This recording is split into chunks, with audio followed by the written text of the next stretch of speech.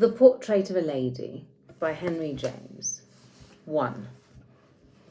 Under certain circumstances, there are few hours in life more agreeable than the hour dedicated to the ceremony known as afternoon tea. There are circumstances in which, whether you partake of the tea or not, some people of course never do, the situation is in itself delightful. Those that I have in mind in beginning to unfold this simple history offered an admirable setting to an innocent pastime. The implements of the little feast had been disposed upon the lawn of an old English country house, in what I should call the perfect middle of a splendid summer afternoon.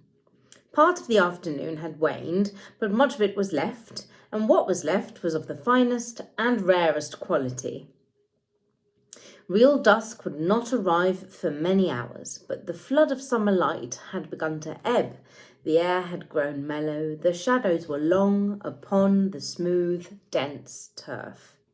They lengthened slowly, however, and the scene expressed that sense of leisure still to come, which is perhaps the chief source of one's enjoyment of such a scene at such an hour. From 5 o'clock to 8 is, on certain occasions, little eternity, but on such an occasion as this, the interval could be only an eternity of pleasure. The persons concerned in it were taking their pleasure quietly, and they were not of the sex which is supposed to furnish the regular votaries of the ceremony I have mentioned. The shadows on the perfect lawn were straight and angular. They were the shadows of an old man sitting in a deep wicker chair near the low table on which the tea had been served, and of two younger men strolling to and fro in desultory talk in front of him. The old man had his cup in his hand. It was an unusually large cup of a brilliant pattern from the rest of the set, and painted in brilliant colours. He disposed of its contents with much circumspection, holding it for a long time close to his chin, with his face turned to the house.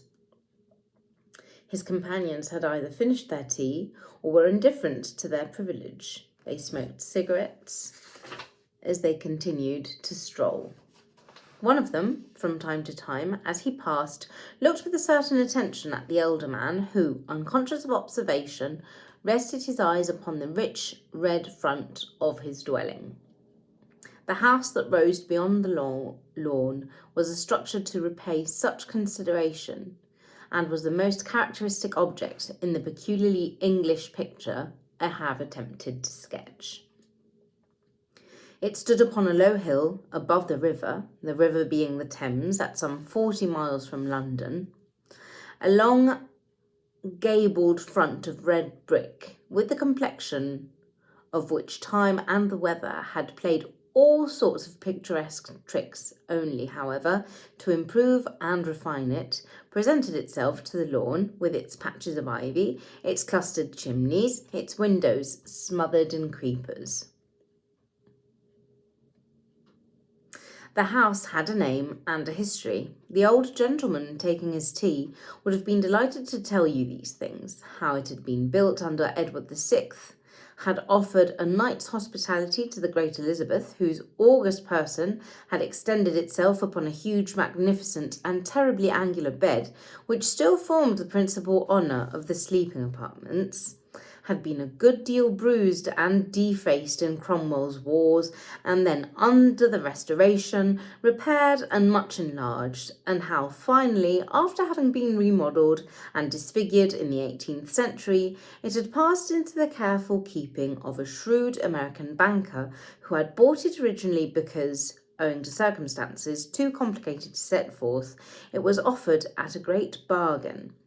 Bought it with much grumbling at its ugliness, its antiquity, its incommodity, and who now, at the end of 20 years, had become conscious of a real aesthetic passion for it, so that he knew all its points and would tell you just where to stand to see them in combination, and just the hour when the shadows of its various protuberances, which fell so softly upon the warm, weary brickwork, were of the right measure. Besides this, as I have said, he could have counted off most of the successive owners and occupants, several of whom were known to general fame, doing so, however, with an undemonstrative conviction that the latest phase of its destiny was not the least honourable. The front of the house, overlooking that portion of the lawn with which we are concerned, was not the entrance front. This was in quite another quarter. Privacy here reigned supreme, and the wide carpet of turf that covered the level hilltop seemed but the extension of a luxurious interior. The great still oaks and beeches flung down a shade as dense as that of velvet curtains, and the place was furnished, like a room, with cushioned seats, with rich-coloured rugs, with the books and papers that lay upon the grass. The river was at some distance, where the ground began to slope. The lawn, properly speaking, ceased. But it was nonetheless charming. It was nonetheless a charming walk down to the water. The old gentleman at the tea table, who had come from America 30 years before, had brought with him at the top of his baggage his American physiognomy. And he'd not only brought it with him, but he kept it in the best order, so that if necessary, he might have taken it back to his own country with perfect confidence. But at present, obviously, he was not likely to displace himself. His journeys were over, and he was taking the rest that precedes the great rest. He had a narrow, clean-shaven face with evenly distributed features and an expression of placid acuteness. It was evidently a face in which the range of expression was not large, so that the air of contented shrewdness was all the more of a merit. It seemed to tell that he'd been successful in life, but it seemed to tell also that his success had not been exclusive and invidious, but had had much of the inoffensiveness of failure. He had certainly had a great experience of men, but there was an almost rustic simplicity in the faint smile that played upon his lean, spacious cheek and lighted up his humorous eye as he at last slowly and carefully deposited his big teacup upon the table. He was neatly dressed in well-brushed black, but a shawl was folded upon his knees, and his feet were encased in thick embroidered slippers. A beautiful collie dog lay upon the grass near his chair, watching the master's face almost as tenderly as the master contemplated the still more magisterial physiognomy of the house, and a little bristling, bustling terrier bestowed a desultory attendance upon the older gentleman.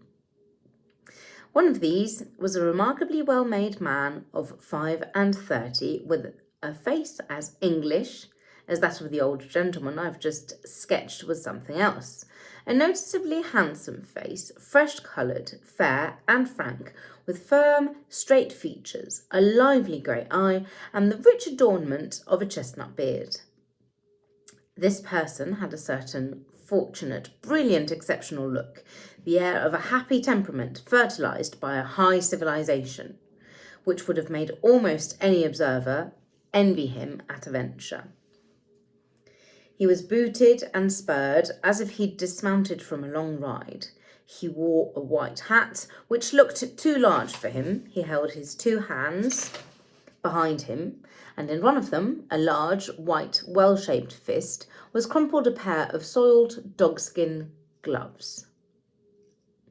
His companion, measuring the length of the lawn beside him, was a person of quite another pattern, who, although he might have excited grave curiosity, would not, like the other, have provoked you to wish yourself almost blindly in his place. Tall, lean, loosely and feebly put together, he had an ugly, sickly, witty, charming face, furnished, but by no means decorated, with a straggling moustache and whisker. He looked clever and ill, a combination by no means felicitous, and he wore a brown velvet jacket. He carried his hands in his pockets, and there was something in the way he did it that showed the habit was inveterate. His gait had a shambling, wandering quality. He was not very firm on his legs. As I've said, whenever he passed the old man in the chair, he rested his eyes upon him, and at this moment, with their faces brought into relation, you would easily have seen that they were father and son.